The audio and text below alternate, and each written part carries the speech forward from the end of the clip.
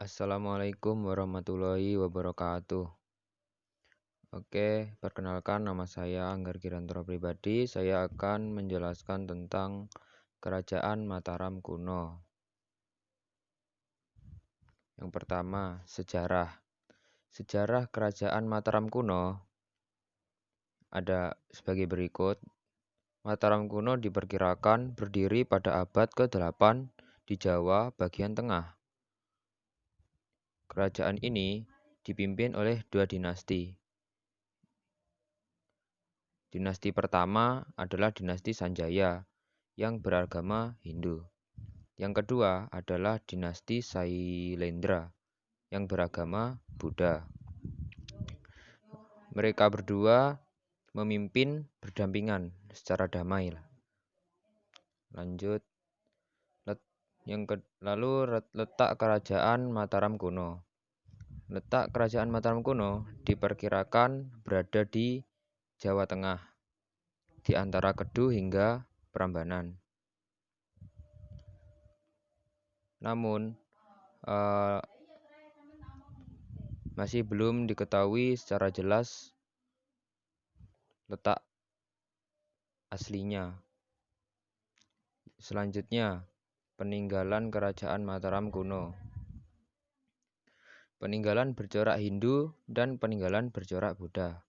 Peninggalan bercorak Hindu, candi-candi bercorak Hindu yang bernama seperti pada pewayangan. Contoh, Candi Arjuna, Candi Gatotkaca, Candi Bima, Candi Semar, Candi Prambanan tentunya yang paling terkenal, dan lain-lain.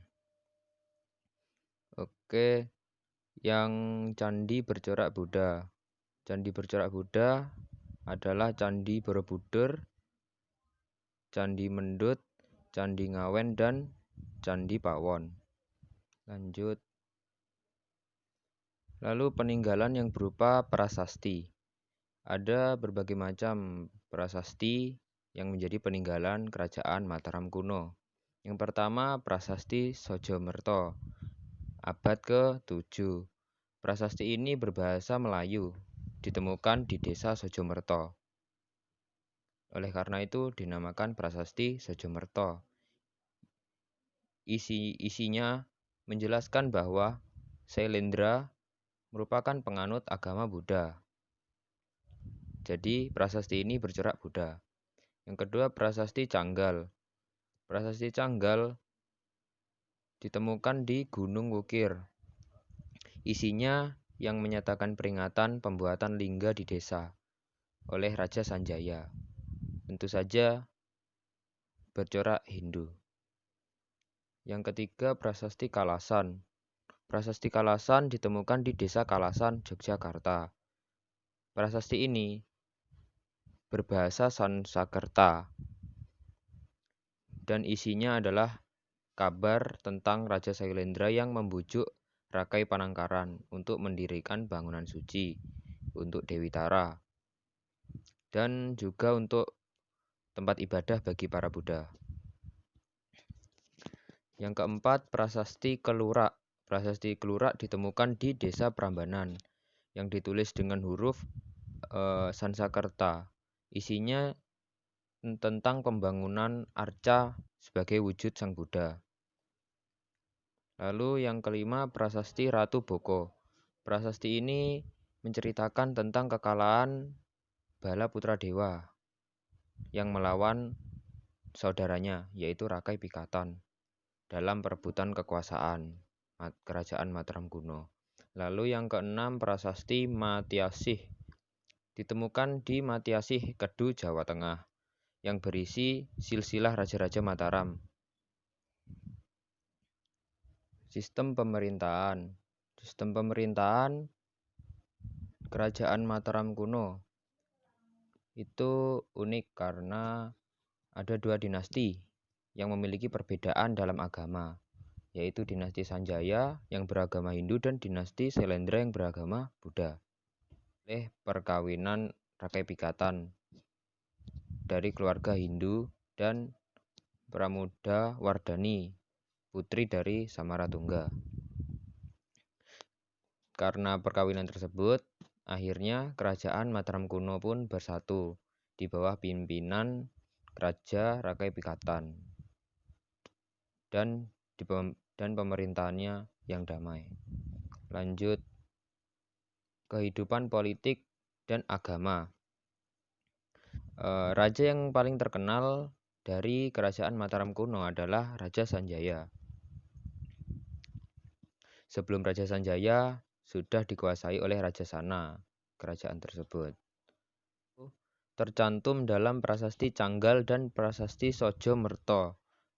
Nah, dalam Prasasti Canggal yang berisi bahwa Raja Sana telah digantikan oleh Sanjaya. Dan Raja Sanjaya adalah putra dari Sana, yang merupakan saudara perempuan Raja Sana. Dan Prasasti Sojomerto. Prasasti Sojomerto ditemukan di desa Sojomerto. Lalu agama. Nah, di kerajaan Mataram kuno, agama didominasi oleh agama Hindu. Lalu setelah agama Hindu berakhir, berkembanglah agama Buddha oleh raja selanjutnya. Tercantum dalam Prasasti Kalasan. Pada prasasti tersebut yang menerangkan bahwa Raja Penangkaran yang disebut dengan nama Sailendra Si Maharaja Dyah Pancapana Rakai Panangkaran. Dan setelah Raja Panangkaran wafat, terjadi perpecahan antara keluarga Hindu dan keluarga Buddha. Namun perpecahan tersebut tidak berlangsung lama dan kerajaan Mataram kuno menganut agama Hindu dan Buddha dan hidup rukun. Lanjut, masa kejayaan Mataram kuno. Raja kerajaan Mataram kuno yang paling terkenal adalah Raja Sanjaya. Dalam meneruskan kekuasaan Raja Sana, Raja Sanjaya tersebut bersikap arif adil dalam memerintah dan memiliki pengetahuan yang luas. Hingga para pujangga dan raja-raja lainnya sangat hormat terhadap Raja Sanjaya. Di bawah pemerintahan Raja Sanjaya, rakyat hidup makmur, kerajaan aman dan tentram. Nah, pada masa pemerintahan Raja Sanjaya tersebut, kerajaan Mataram kuno mencapai masa kejayaannya. Raja Sanjaya tersebut dikenal sebagai raja yang benar-benar paham isi kitab suci. Dan masa kejayaannya ditunjukkan dengan Raja Sanjaya banyak membangun bangunan suci seperti pemujaan lingga sebagai lambang telah ditaklukkan raja-raja kecil di sekitarnya. Selain itu, kerajaan ini juga sempat mengalami masa kejayaan pada pemerintahan Raja Balitung. Lanjut. Nah, masa keruntuhan Mataram kuno. Pada saat itu Raja Sanjaya digantikan dengan Raja Balitung ketika masa kejayaannya. Lalu setelah pemerintahan Raja Balitung berakhir, kerajaan Mataram mulai mengalami kemunduran. Faktor-faktor yang mempengaruhi kemunduran Mataram kuno adalah yang pertama bencana alam, yang kedua ancaman dari kerajaan Sriwijaya. Lanjut. Nah, awal mula terjadi kehancuran atau keruntuhan kerajaan Mataram kuno, yaitu terjadi perpecahan dalam kerajaan Mataram kuno setelah Raja Samaratungga wafat.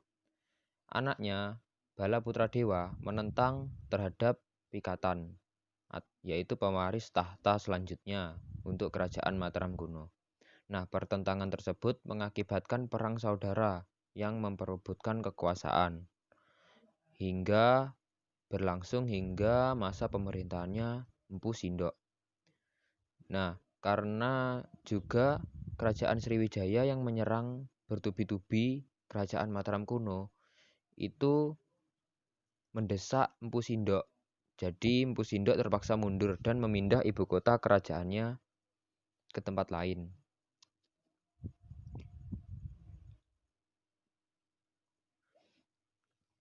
Lalu tak lama kemudian, pada masa pemerintahan Airlangga, beliau berhasil mempersatukan pertikaian tersebut dan Airlangga memerintahkan Empu Brada untuk membagi dua kerajaan Mataram kuno, yaitu Kerajaan Kediri dan Janggala. Tujuannya agar tidak terjadi perang saudara lagi yang ketiga kalinya. Dan juga Airlangga berhasil mempersatukan kembali daerah-daerah yang telah direbut oleh Kerajaan Sriwijaya. Tetapi Airlangga mengundurkan diri dari tahta kerajaan dan Airlangga lebih memilih menjadi pertapa dengan nama Resi Gentayu. Akhirnya tahta tersebut diberikan kepada Empu Brada. Oke, sekian dari saya. Wassalamualaikum warahmatullahi wabarakatuh.